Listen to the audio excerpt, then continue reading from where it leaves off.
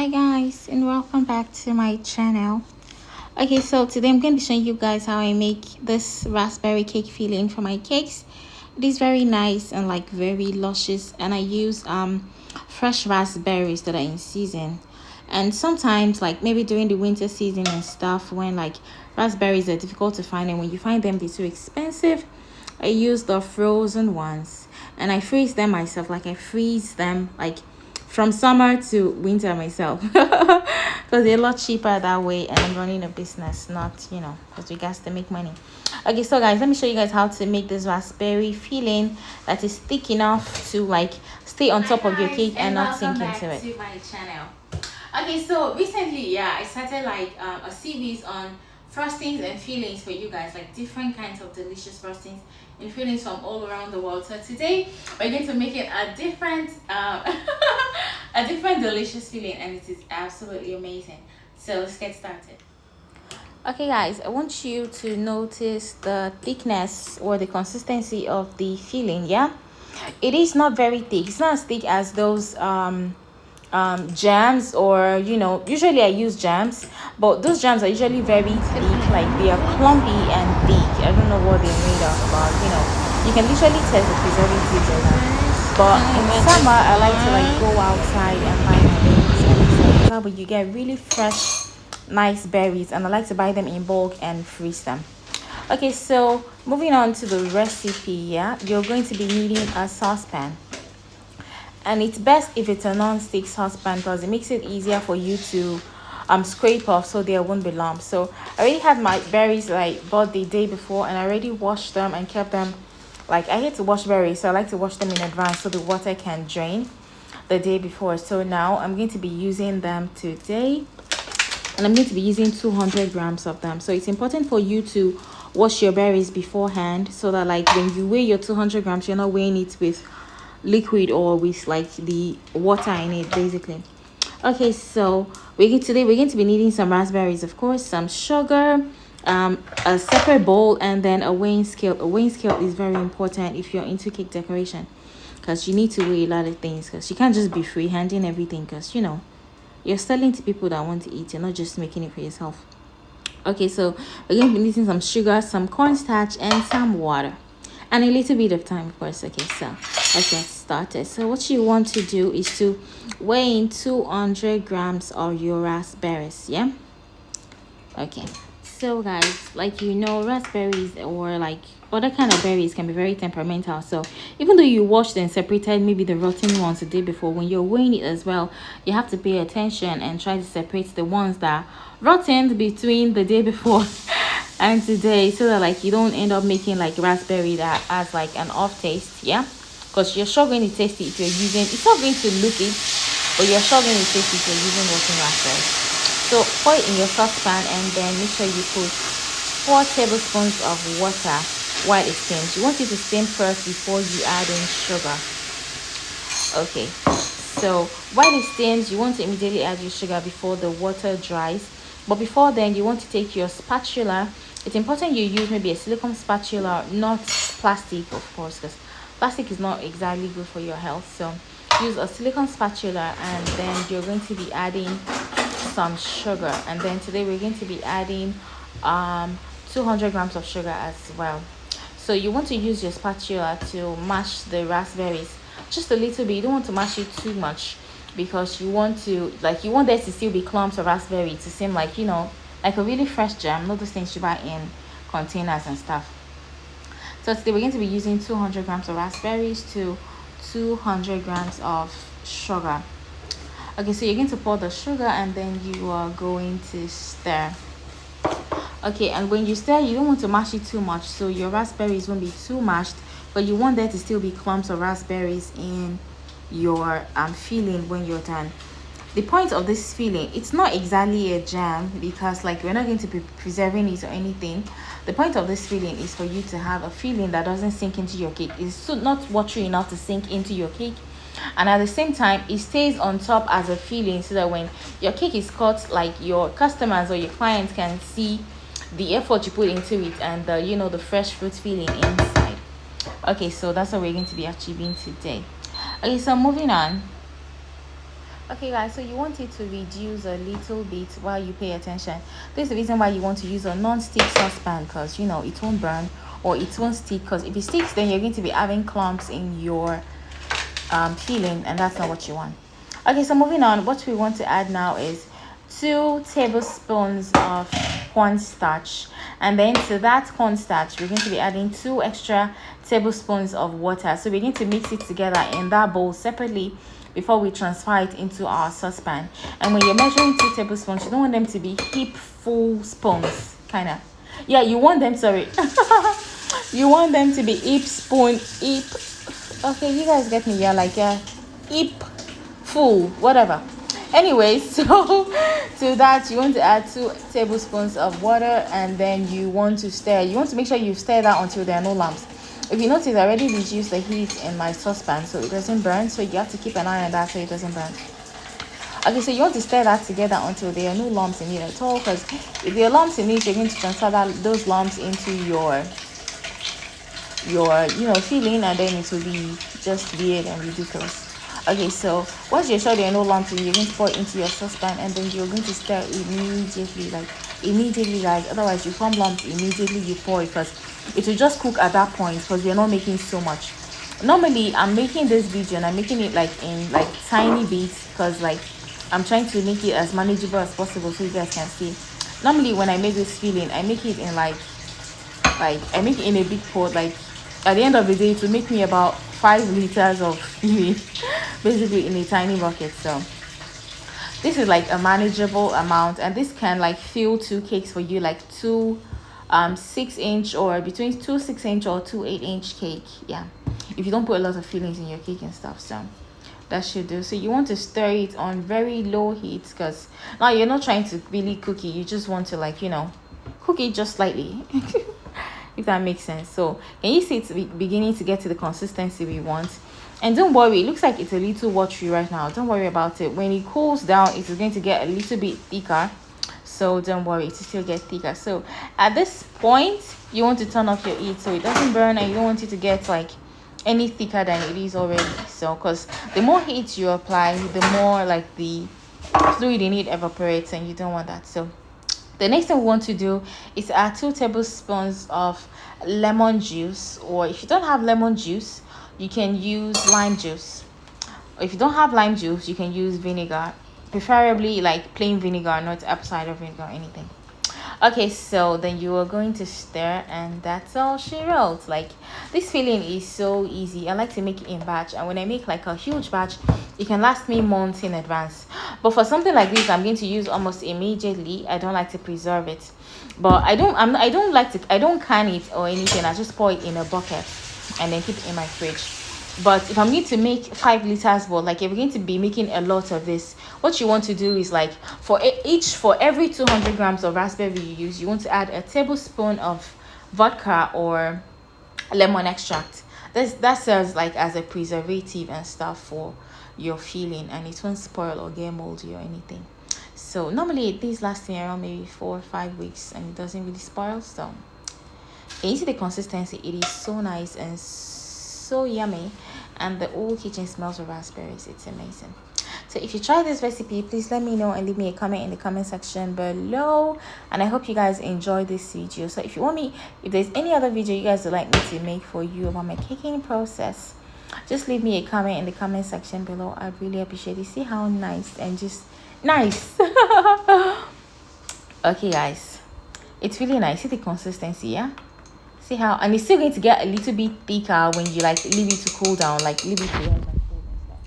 It's really nice. Like when you press the back of your spoon, like that's the consistency you want. Okay, so that's all we have to do today. Please make sure you subscribe to my channel and give me a thumbs up underneath this video, because I'd really appreciate it. Thank you guys so much for always watching my videos. I'm very grateful. Thank you, and see you in my future videos. Bye.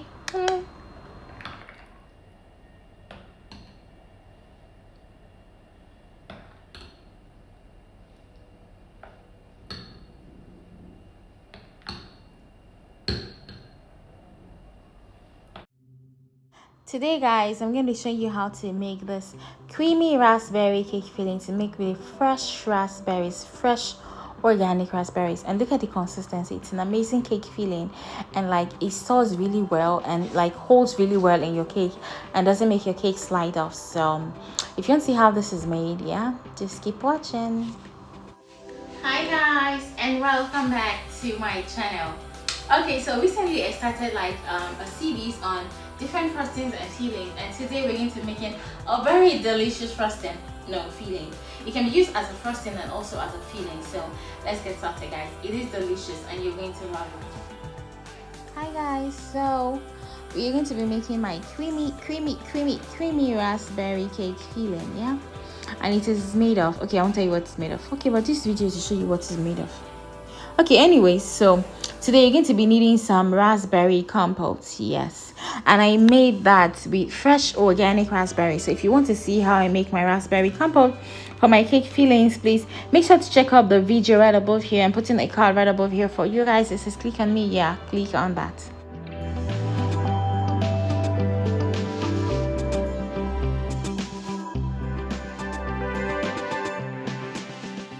So you're going to be needing some chocolate, some cream, two, empty glass bowls. Okay, it doesn't have to be glass bowls, 2 empty bowls, and a weighing scale. Okay, so we're going to turn on our weighing scale, and then we're going to put our bowl on top and measure out 250 grams of chocolate. You need to know that the better the quality of your chocolate, the better your compote will be. Okay, so I think my weighing scale was kind of trying to mess with me at this point. Okay, yeah, it's working now. Okay, so let's measure out our white chocolate. So the better the quality of your chocolate, the better your filling will be. And like usually I prefer to use maybe between 23 to 33% white chocolate, because mostly white chocolate is not like dark chocolate. It has a lot of sugar and stuff, so the higher the percentage, the better the taste of what it is you're making. Okay, so we need 250 grams of chocolate, and it's important for you to measure properly, because proper measurement will end up determining the consistency of your filling, basically. Because the reason why I like this filling is because it is not too watery for your cake to be moving around, and at the same time it is not too thick that when you make your cake then it will maybe just be a lump of filling. I don't know if you understand, of course, except the cake is cold, so okay, so we're going to be needing 250 grams of chocolate, and to that we're going to weigh out 100 grams of heavy whipping cream. So when you're using whipping cream, it's best for you to use heavy whipping cream, and the more the percentage, the better. So most people it's best for you not to use anything less than 30%, because that will also determine the consistency of your cake filling. So this particular one I'm using today is 33% whipping cream. So it's best for you to use full fat heavy whipping cream. That's the reason why it's heavy, yeah. I don't know why do they call it heavy whipping cream, do you know? I don't know. So if you know, leave me a comment in the comment section below. But I'm assuming because maybe it's full fat, that's why it's heavy whipping cream. Anyway, so you want to take your cream and pour it into your white chocolate, and then you want to put that in the microwave. I don't know how bakers used to bake before the invention of a microwave, because I use my microwave more than 20 times a day. I use it for everything. I use it to melt chocolate. I use it to maybe to melt my buttercream down if it's too hard. I use it to make fondant. I use it to maybe reduce, like to make my fondant a little bit more pliable. I use it for everything. Like, how did people survive before microwave? I don't know. If you know, leave me a comment though, because I don't know.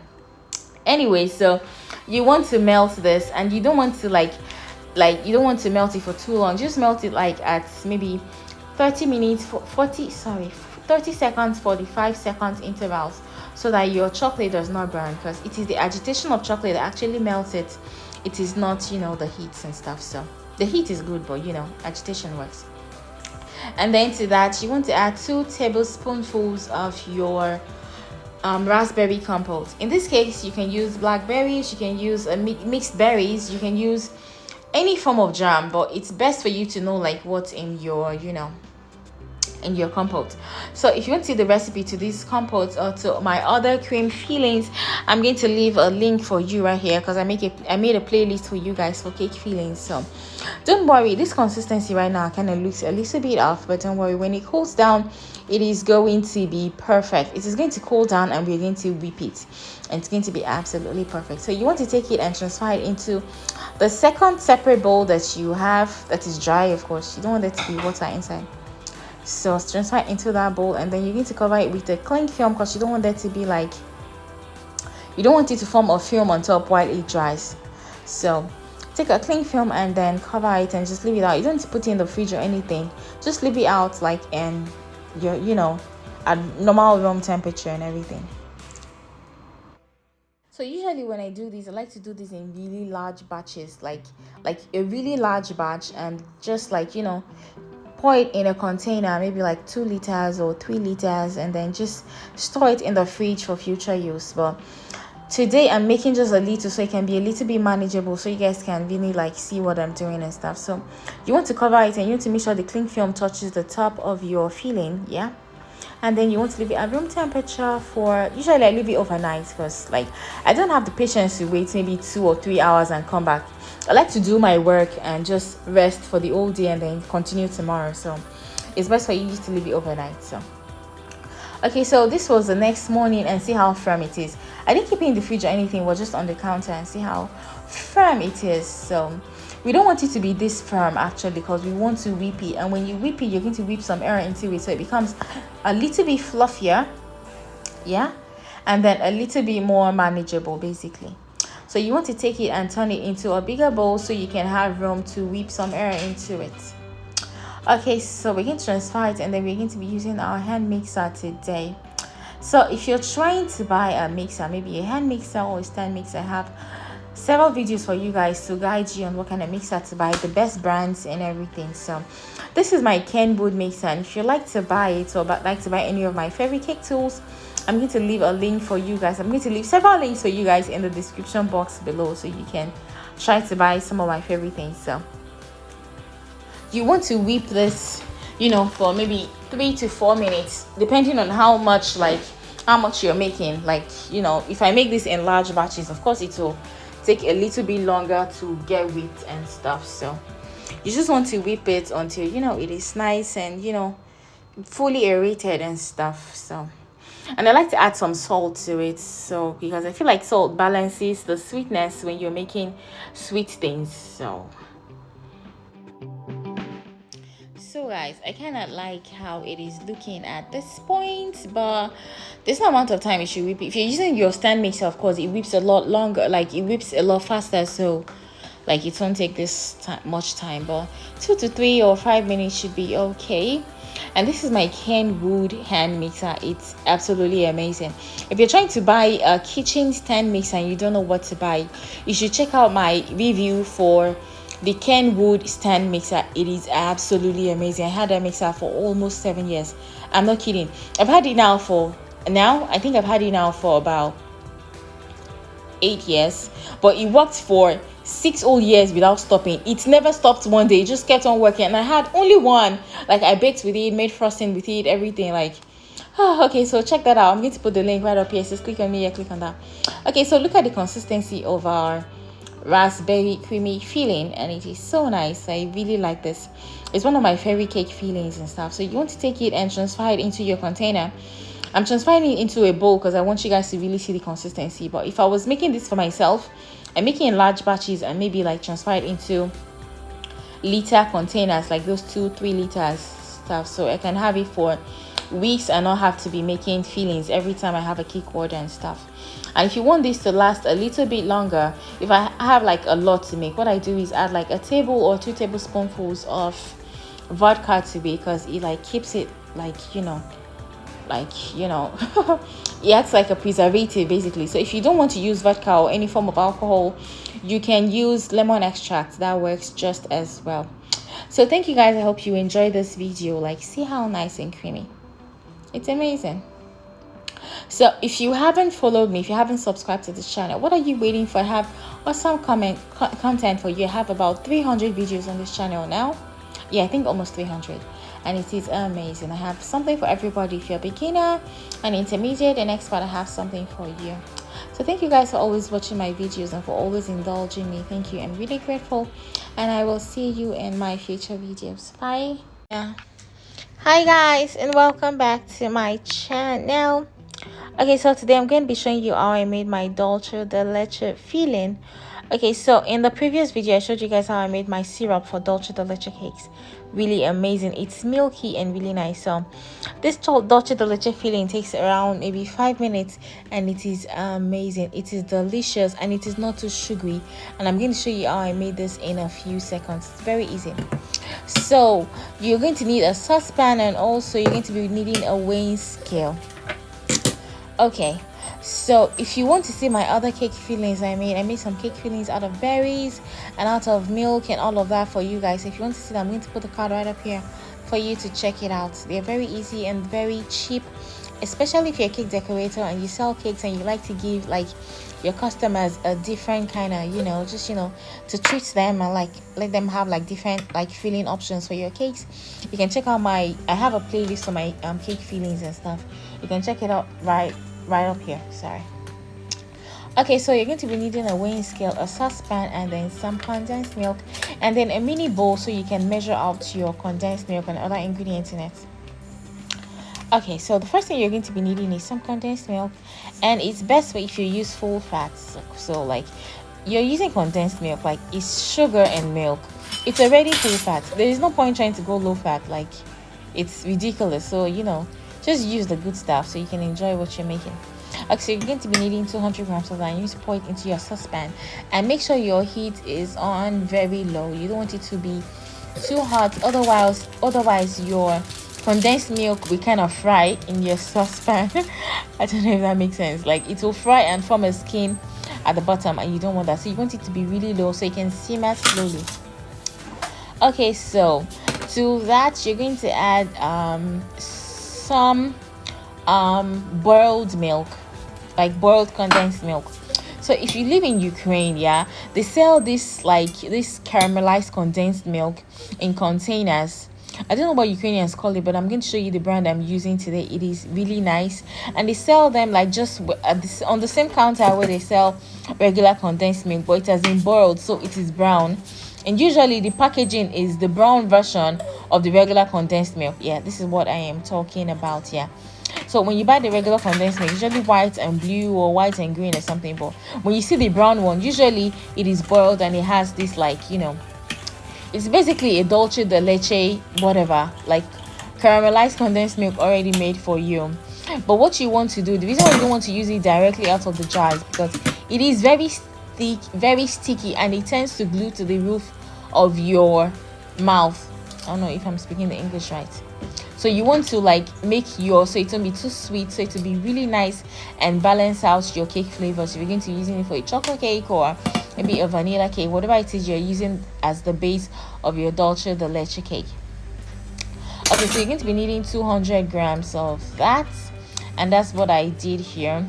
So you're going to take it and then pour it into your simmering condensed milk, and then you are going to stir. So you need 200 grams of condensed milk and 200 grams of the boiled condensed milk. So basically you're not adding any sugar. It's the condensed milk that brings the sweetness of this dulce de leche filling that you're making.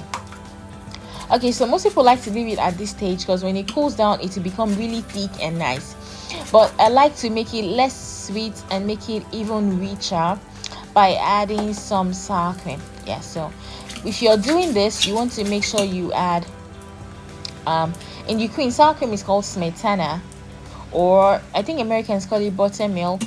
I don't know. Anyway, you want to add some smetana to it, or buttermilk, whatever you call it where you are. So you want to add 200 grams to it. So this recipe is basically 200 grams of smetana, 200 grams of boiled condensed milk, and 200 grams of regular condensed milk, and then you want to stir it. This is where you need to pay attention, because at this stage the sour the smetana kind of cuts through the sweetness a little bit and makes it a lot luscious for you. It makes it a lot better and improves the color and kind of lightens it up. Yeah, That's what you're looking for. So that way when it cools down, it won't be like rigid, like, you know, like chewy candy. Okay, so the next thing I like to do at this stage is to add some salt. I kind of forgot to show that part because I didn't want this video to be too long. So you want to simmer it down until you reduce the moisture in it for about 5 to 6 minutes while you stir, so it doesn't burn.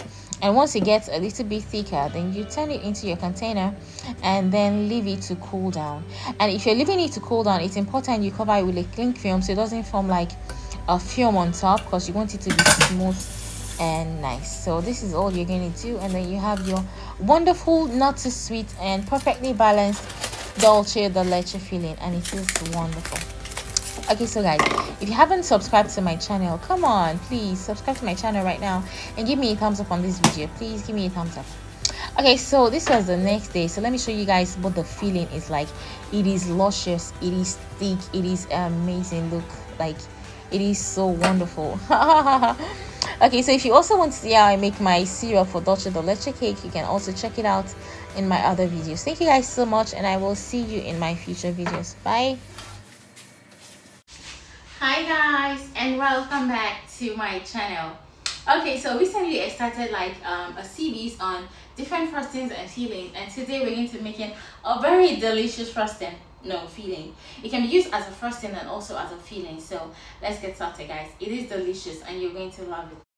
So guys, today we're going to be making my favorite chocolate fudge filling, and I love this filling. I'm not exactly a chocolate person, but I love this filling because it's chewy and it is gooey and like thick and chocolatey, and whatever you add condensed milk to is going to just be the bomb.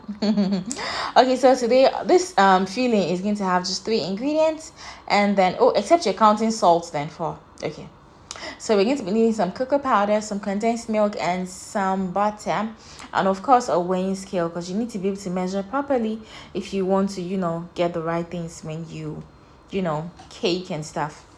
Okay, so we're going to be needing a saucepan, and it's very important for you to use non-stick because it makes your life a lot easier, and your your filling is not going to stick and then have clumps and lumps of burnt stuff in it. Okay, so today we're going to be using cocoa powder, and we're going to be measuring out 50 grams of cocoa powder. And it's important the quality of the cocoa powder that you use. Yeah, there's some things you should not go cheap on as a baker, because it will show in the end result of what you're baking. Yeah, this is one of the best cocoa powders in Ukraine. I mean, Ukraine, that's Eastern Europe, and like this is one of the best cocoa powder you can buy. So if you see this, make sure to buy it. It's really nice and very chocolatey and like not too full of cornstarch and stuff. Okay, so today we're going to be needing 50 grams of cocoa powder, good quality cocoa powder, or you can use Dutch processed cocoa powder. This is natural cocoa powder. Dutch process is very nice because it's very very chocolatey, almost to a fault. So depending on what kind of cocoa powder you have, try to buy the best one as much as you can. Okay, so today we're going to be needing 50 grams of cocoa powder, and then we're going to be measuring out 200 grams of condensed milk. Condensed milk is not really like, I don't know, like if you're going to be buying condensed milk, the more the percentage of milk in it, the better.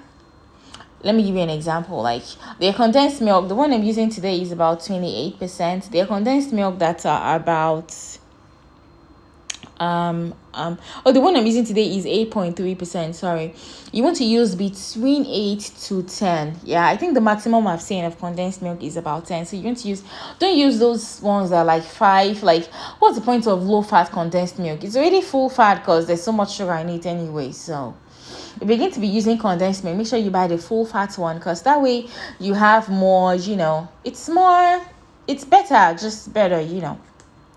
Anyway, so we're going to be using 200 grams of condensed milk, and then you're going to put your saucepan on very low heat. I made a mistake here. It was a little bit too hot, so don't be like me. So you want it to be very low heat, otherwise it will burn almost immediately it touches the pan. I want you to notice, like, it already burns immediately it touches the pan, and then you're going to be having lumps in your fudge filling, so you don't want to have lumps. So make sure it is very low heat, and then you stir. And then once this is done, you want to add your cocoa powder to it and stir. Yeah, at this stage it might begin to look like there's more cocoa powder and you should add more condensed milk. No, you don't have to. Don't worry, just stir it. The more you stir it, the more it becomes combined. It's just like mixing butter and icing sugar. You kind of, when you're making American buttercream, it kind of looks like the icing sugar is too much, but it is not. Just keep mixing it. So that's the same thing you want to do here. So it kind of looks like the cocoa powder is a little bit too much, and you might be tempted to add some more condensed milk. Don't be, just stir it. When you stir it really well, and you want to make sure it's on very low heat, otherwise this will burn really fast. I know when chocolate burns, like, it has this ridiculously annoying smell, so you don't want that. So just keep stirring it, yeah, and it will come together with time.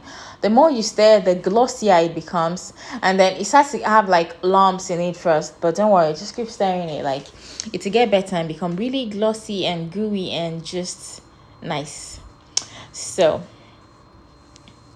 okay, so guys, if you want to try out my other cake fillings that I use for my customers and stuff, I'm going to put the link right up here for you guys to my fruity filling. I have this berry fruity filling that I use for my cakes most times, and I want to fill my cakes with fresh berry compote and stuff. It is so nice and just delicious, like absolutely delicious.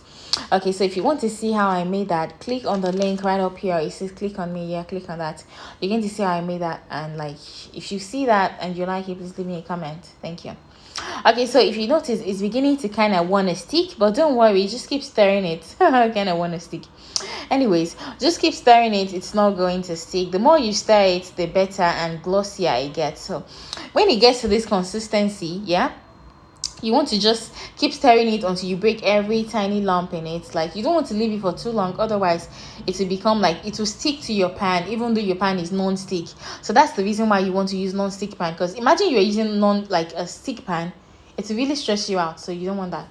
Okay, so to this, you're going to turn off the heat so it doesn't burn, because when you measure out your butter, you can't be stirring at the same time because you don't have 4 hands. So you're going to measure out 350 grams of butter, and you're going to add it in 2 halves. So now this is 350 grams of butter, and then we're going to add half first and then stir. And you want to make sure you measure properly. It's very important. Like, I can't overemphasize the importance of proper measurement, so you want to make sure you measure appropriately. Okay, so you want to take half of your butter and pour it inside your saucepan.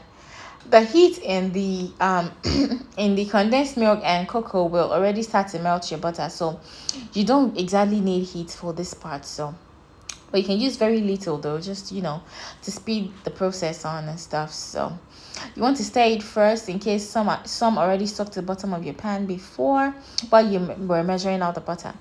So add half of the butter and then just start to, you know, mush it with your spatula and stir.